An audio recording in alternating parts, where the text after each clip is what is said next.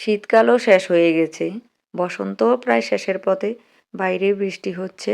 ছেলে বলল, মা বৃষ্টির দিনে আজকে একটু হাঁসের মাংস রান্না করো। সেজন্য আমরা ফ্রেশ হাঁসের মাংস নিয়ে নিয়েছি, ওটাকে আমরা কেটে নিয়েছি। আর রসুন আর আদা ব্লেন্ড করে নিয়ে রেখেছি। একটা বাটিতে আমরা তেল নিয়ে তেলের মধ্যে হলুদ, লবণ, মরিচের গুঁড়ো, জিরে গুঁড়ো, ধনের গুঁড়ো, আদা রসুনের পেস্ট নিয়ে নিয়েছি। এগুলোকে আমরা চামচ দিয়ে ভালো করে গুলে নেব। আগে থেকে মশলাটাকে গুলে নিলে মাংসটাকে মাখলে মাংসর মধ্যে লবণ হলুদটা ভালো করে ঢুকে। আমরা আবার সাথে টক দই দিয়ে দিয়েছি। এবার মাংসগুলো দিয়ে দিয়েছি, দিয়ে আমরা ভালো করে মেখে নেব। মশলার মধ্যে মাংসগুলোকে ভালো করে মেখে নেব। এবার আমরা পেঁয়াজ কুচি দিয়ে দেব, টমেটো কুচি দিয়ে দেব। আবার মাংসগুলোকে ভালো করে ম্যারিনেট করে নেব। ভালো করে ম্যারিনেট করে আমরা একটা ঢাকনা দিয়ে ঢেকে 1 ঘন্টা রেস্টে রাখবো। এবার কড়াইতে তেল দিয়ে আমরা মাংসগুলোকে কড়াইতে দিয়ে দেব। 1 ঘন্টা রেস্টে রেখেছিলাম, এবার আমরা কড়াইতে দিয়ে দিয়েছি। এবার আমরা একটা খুন্তি দিয়ে নেড়ে চেড়ে নেব। নেড়ে চেড়ে আমরা আবার এগুলোর মধ্যে তেজপাতা দিইনি, তেজপাতা দিয়ে দেব। তেজপাতা দিয়ে আমরা নেড়ে চেড়ে নেব। ভালো করে আমরা মাংসটাকে সময় নিয়ে কষিয়ে নেব। এবার একটা ঢাকনা দিয়ে আমরা ঢেকে রাখবো কিছুক্ষণ, যাতে মশলাগুলো ঢুকে মাংসের মধ্যে। ঢাকনা তুলে আবার আমরা নেড়ে চেড়ে নেব। এবার পাশে একটা কড়াইতে আমরা তেল দিয়ে পেঁয়াজ কুচি দিয়ে দেব বেরেস্তা তৈরি করার জন্যে। পেঁয়াজগুলোকে আমরা আস্তে আস্তে বেরেস্তা তৈরি করে নেব ভেজে। দেখুন বেরেস্তা তৈরি হয়ে গেছে।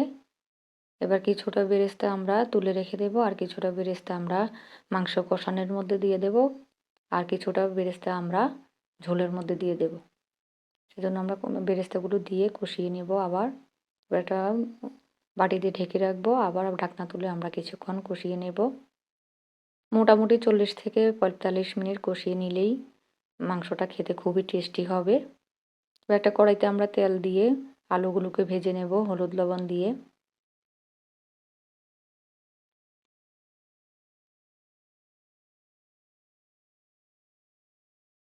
আলুগুলোকে আমরা আস্তে আস্তে লাল লাল করে ভেজে নেব।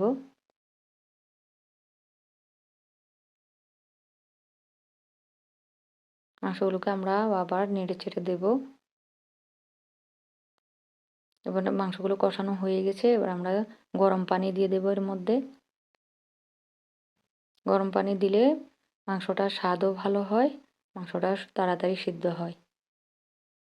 এবার আমরা বেরেস্তা রেখেছিলাম, সেখান থেকে বেরেস্তা কিছু দিয়ে দিলাম ঝোলের মধ্যে। ভাজা আলুগুলো আমরা দিয়ে দেব।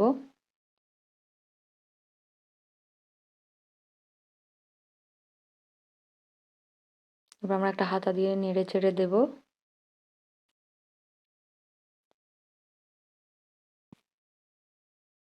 এটা ঢাকনা দিয়ে ঢেকে আবার কিছুক্ষণ কষিয়ে নেব।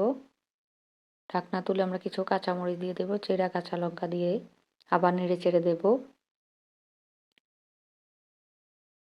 কিছুক্ষণ কষানোর পরে আমরা গরম মশলার গুঁড়ো দিয়ে দেবো। আমরা একসাথে জায়ফল, জয়িত্রী, দারচিনি, এলাচ, লবঙ্গ, গোলমরিচ একসাথে গুঁড়ো করে রেখেছিলাম, সেখান থেকে 1 চামচ গরম মশলা আমরা দিয়ে দেব।